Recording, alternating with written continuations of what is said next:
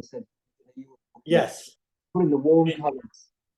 Yeah, I'm basically working mainly with what I've been doing is I'm working on a number of 2 or 3 older paintings, which I'm bringing up to date in the way I'm thinking and the way I'm working. And I've started a series of paintings, all completely new ones for the project. Some is on cadmium wood and some is on olive wood, which I got last time I was in Greece. Okay, great.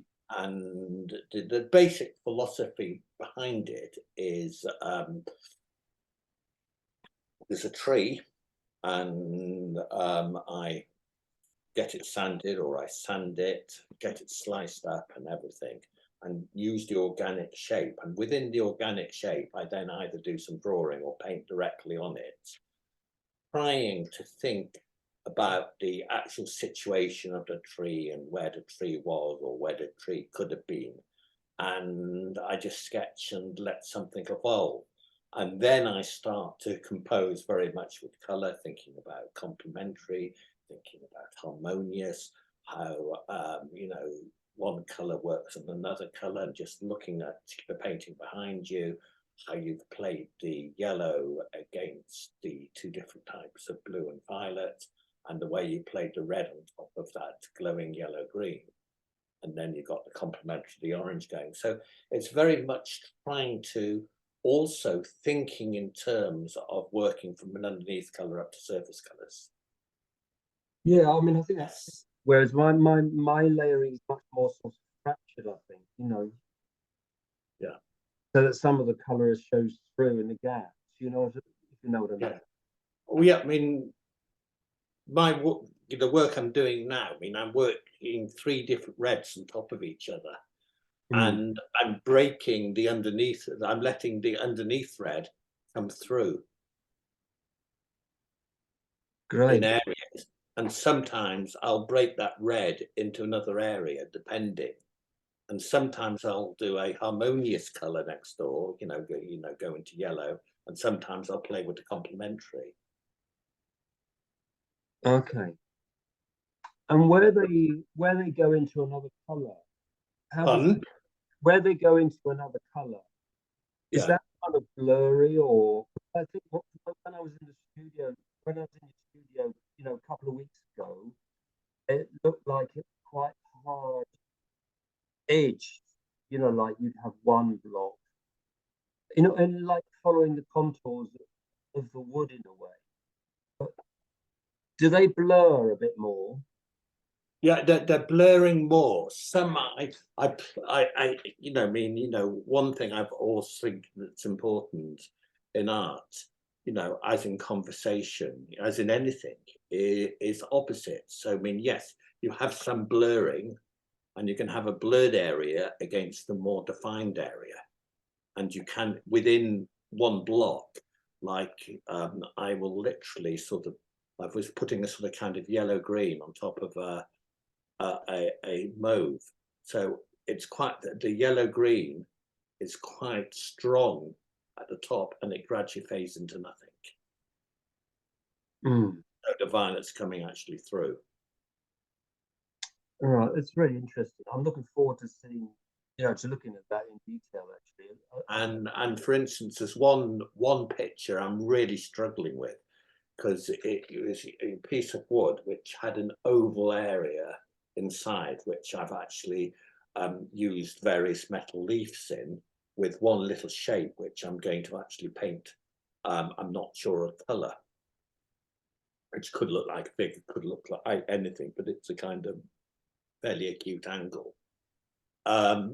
So within that, I've actually painted quite a lot of yellow and orange, and on top of that yellow and orange, I'm going to actually paint the complementary of blue, but I'm going to play against a cool blue and a warm blue. So anyway, I'm just really playing with colour to see what's actually happening. Yeah, nice. I like and that is very blur. That is, you know, that is quite ephemeral. That, but it's just that little touch of a colour coming through, like like, I mean, that's what I really admire about Rothko is, those touches of colour, those touches of, it's sort of a lighter red coming through a deeper red, or vice versa. To this side or something. Yes. Yeah, that's fine as well. So, oh, good. Yeah, with regard to that blurring of edge and colors coming through and colors going over the top of each other, I think we're gonna have quite a good discussion about this. That sounds really interesting. And you've been working on wood. There is there's something I want to show you, because I just went to the wall and I picked up some wood, some bark. Because I know you've got lots of wood and stuff like that. I'm just going to show you something, because I thought of you when I saw this. Yeah, that's great. I thought you'd like it. I'm using it, for other things, but there's some beautiful marks inside. I'm not sure I can actually show you. I'll do a photo of this. I wonder if, I think you can see it actually. Yes, it looks like it's just the bark. Yeah, it's actually where insects have kind of sort of eaten it. Yeah. But I mean, yeah, but that makes it really interesting. And I mean, this one painting that's got into London exhibition, that's just literally painting on the bark and the texture. Yeah. And yeah, great. What is interesting about it is if you paint on bark or a tree, and then you put you start layering, you start to get the idea of the foliage automatically starts to work. And it's that sort of ready texturing. Yeah, yeah, I know. Yeah. There's a lot of different elements, and it's just a matter of.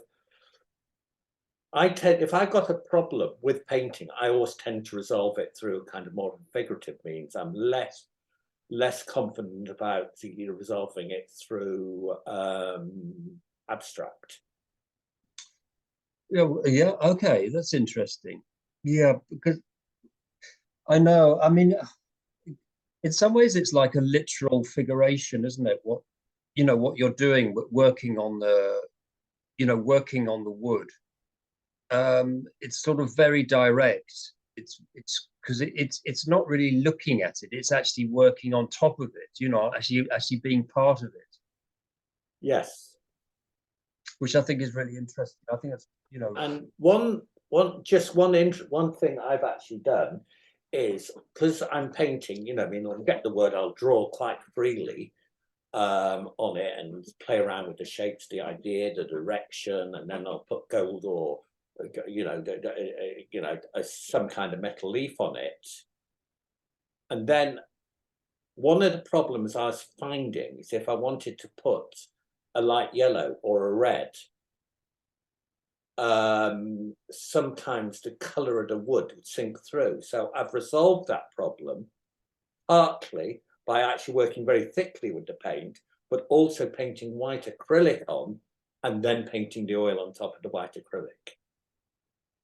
Okay. And is that for the white acrylic? Is that just for the copper and the gold? No, the white acrylic is if I want to get a really bright yellow or a bright light green, and actually to make it more luminous, if I put a white underneath it, it will brighten it. It'll be slightly brighter than it will be if I just paint on the on the yellowy or browny coloured wood. Do you size the wood first? Yes, I do. Okay, yeah. So you kind of seal the surface. I seal the surface, yes. Yeah. And it's really important when you're actually sealing the surface that you seal it really well, otherwise you get cracking. But again, I find the idea of the cracking quite interesting.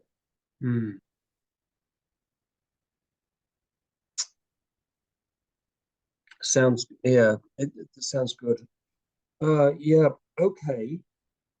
Well, there's one big crack, so all I've done is just split it, and then I'm going to actually stick them together on a small wooden plinth, so you can actually and just play the gap like that.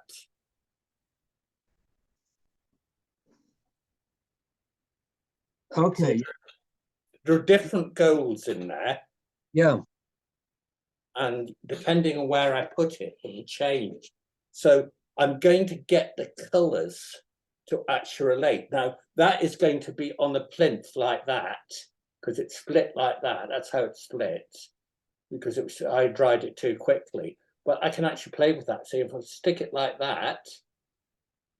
Yeah. Yeah. So this one I'm going to make slightly more abstract. Okay. Yeah. I haven't sketched as much and drawn into it normally as much as I would do. Okay. But it's relating these colours, the colours in here, to what I'm going to put there. Because in the gold, you've got a red gold, you've got a yellowy green gold, and you've got a sort of more of a moony coloured gold. Mm. And also, I've been integrating copper into it, which is really interesting. Yeah. Are those three golds, are they different, different pigments, different products, or are you mixing them? They're different products because they're basically leaf. So okay. I put the glue on. So yeah, so the different types of gold have a different hue, and they're identified as different. Yeah, they're identified as different. Oh, that's nice. That's good. Yeah, great. That's so I'm thinking of complementary or warm, cool, and intermediate in the gold in the metal leaf. For instance, the one of the old one I've been working on with a lot of browns at the bottom. I put copper down, and that copper was too strong. So next door to the copper, I used pure turquoise. Okay. Think about copper sulfate and the rusting of copper, you will get that copper sulfate on it. So it actually worked. Right. Okay. Yeah. There's all sorts of things, I mean. Yeah, absolutely. And I think that I mean, I would bring the other ones, but they're wet. Yeah, no problem. No, yeah, that's okay. I've already got paint all over my mobile today. Yeah, I know. We could have a look next time. But I also think the way that you're placing them with regards to the 3D aspect, the one in front of another and vice versa, and different placing is really interesting. And that's something I'm going to be doing in the 3D work that I do. It's thinking how one color is placed, but not on a two-dimensional surface, but actually with regard to an actual 3D, a 3D spatial thing. So I think that's really interesting. I think that's a conversation that we can really have there. I think it's really good. Some crossovers, not all, but some crossovers there. I think that's going to be really good, I think. One of the things I'm actually working on a little bit is the with paint. If you're working on red and you want to get some highlights in red, if you sort of kind of I was experimenting with using different reds, scarlet, cadmium, and cadmium deep. Now it's quite interesting working one on top of the other, but if you add white to it, you can completely destroy, in my opinion, you completely destroy the value of the red. Yeah, it does. I know what you mean. One way of doing it is putting a touch of yellow in it. And doesn't that take it towards like a salmon, a sort of salmon pink? I quite like that. I'm beginning to like. Yes, I'm beginning to like it. But it's not red. It's not red, so it's how you get by working red on top of red and trying to get a highlight into red. I know. I think it's a perennial problem, and I think it's across all of the paint medias that red remains a very transparent color. and it's quite difficult. It seems to me to, with acrylic, with oil, with everything, to really get its depth in that way because of its transparency. It's quite opaque, except if you use something like permanent red or cadmium red. When you use something like, no, for instance, no, I've got some permanent rose and ultramarine violet. Now, if you add white to those, it really helps them work. If you add white to something like vermilion or to cadmium red, you have more of a deadening effect. Yeah, you do. Yeah. But one way I'm doing is actually painting red on top of green, a dark green, and that's quite interesting. And then complementing that by actually doing red on top of a violet. You're right. Okay. So that's interesting. The green must take a lot. I would think the green would take a lot out of the red, but I don't know. No, with oil is generally, depending on which one you use, is a lot more opaque. It's got great opacity, right, and acrylic, so it's got a better covering power. Yeah. Okay. I think it has. I think oil has generally. I do agree with that. Yeah. I mean, yeah. I find all the reds. Sorry, you're going dead again. Yeah, I find all the reds more, more kind of transparent, but they seem to be more, they require more more layering to get a similar depth as you do with the other, with another primary like yeah, I can't hear you again, Andrew. You need to come the way back. it is. Okay, can you hear me? Is that better? Yeah. That's your best position. Okay, that's good.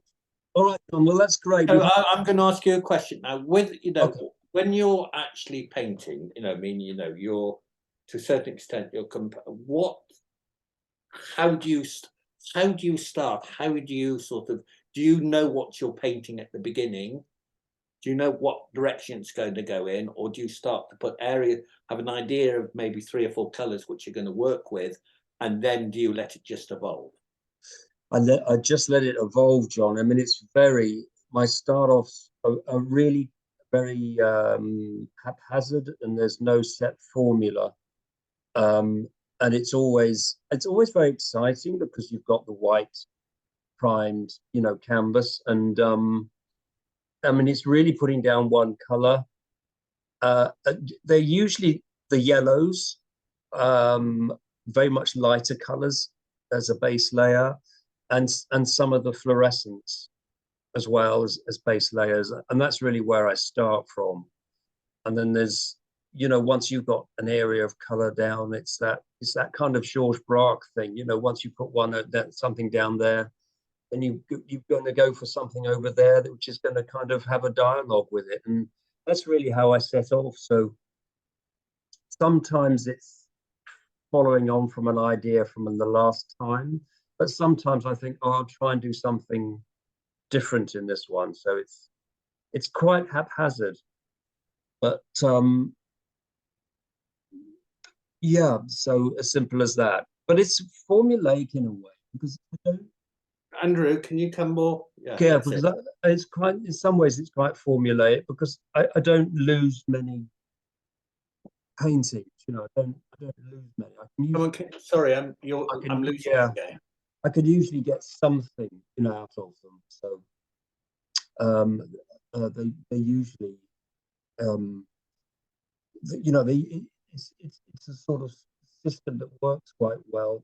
I don't reject many paintings. Usually there's something that happens in them, but it's a very haphazard start.